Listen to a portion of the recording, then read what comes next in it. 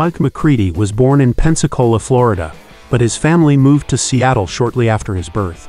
When he was a child, his parents played Jimi Hendrix and Santana, while his friends listened to Kiss and Aerosmith. Mccready would frequently play bongo drums. At the age of 11, Mccready purchased his first guitar and began taking lessons. In 8th grade, Mccready formed his first band called Warrior, whose name soon changed to Shadow.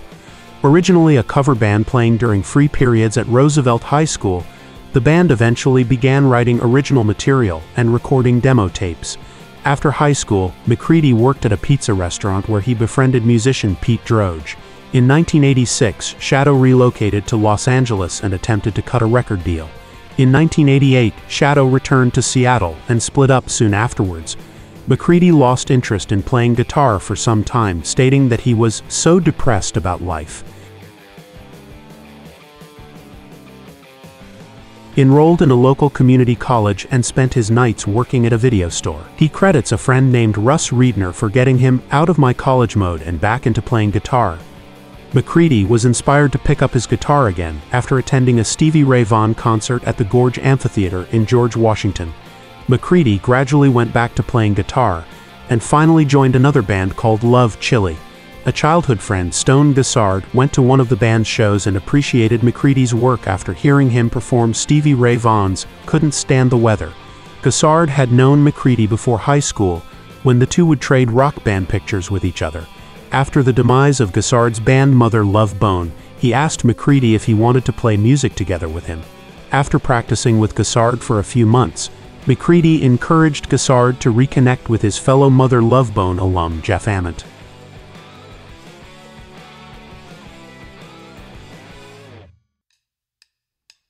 The trio were attempting to form their own band when they were invited to be part of the Temple of the Dog project founded by Soundgarden's Chris Cornell as a musical tribute to Mother Love Bone's frontman Andrew Wood, who died of a heroin overdose at age 24.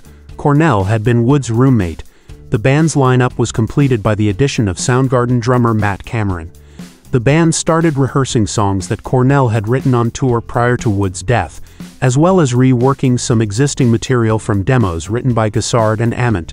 This was Mccready's first recording studio experience, and he took a central role in the project. Mccready performed an epic 4-minute-plus solo for Reach Down. According to Cornell, Mccready's headphone monitors flew off halfway through the recording of the solo, and he played the rest of the solo without being able to hear the backing track.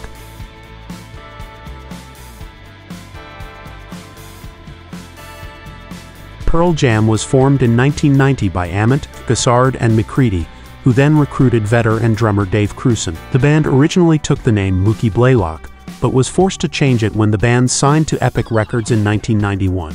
After the recording sessions for 10 were completed, Crewson left Pearl Jam in May 1991. Crewson was replaced by Matt Chamberlain, who had previously played with Edie Brickell and New Bohemians. After playing only a handful of shows, one of which was filmed for the Alive video, Chamberlain left to join the Saturday Night Live band.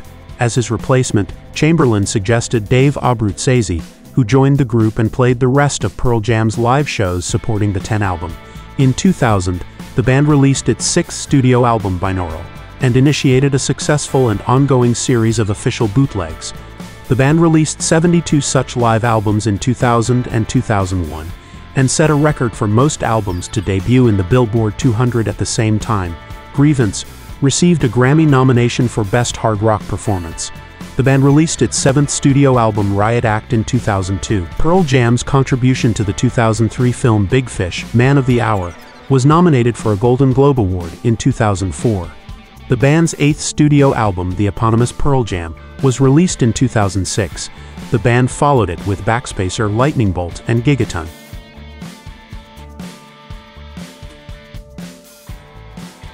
Equipment. Mccready is known to use a variety of different guitars, but during Pearl Jam's early years he used mainly Fender Stratocasters. His arsenal now includes Gibson Les Pauls and Gibson Les Paul Juniors, among others. A Fender Stratocaster has been used constantly, and most often throughout his career. Mccready has used many types of Stratocasters, vintage and modern even, including left-handed Stratocasters with reverse strings, so that the slanted bridge pickup would have more treble on the lower strings as opposed to the intended higher strings. This was a common practice of Jimi Hendrix, who played right-handed guitars, even though he was left-handed. His most prized model is a slab rosewood fretboard 1960 Stratocaster, the first in a series of 1959 modeled vintage guitars inspired by Stevie Ray Vaughan's No. 1 guitar. In 2021, Fender custom shop master builder Vincent Van Trite discovered that Mccready's valuable 1959 Stratocaster turned out to be a 1960 model. That same year, Fender produced a custom shop limited edition of the Mike Mccready 1960 Stratocaster, which is an accurate replica of Mccready's original Sunburst. In 2023, Fender also produced a made in Mexico, more affordable signature model of Mccready's prized 1960 Stratocaster.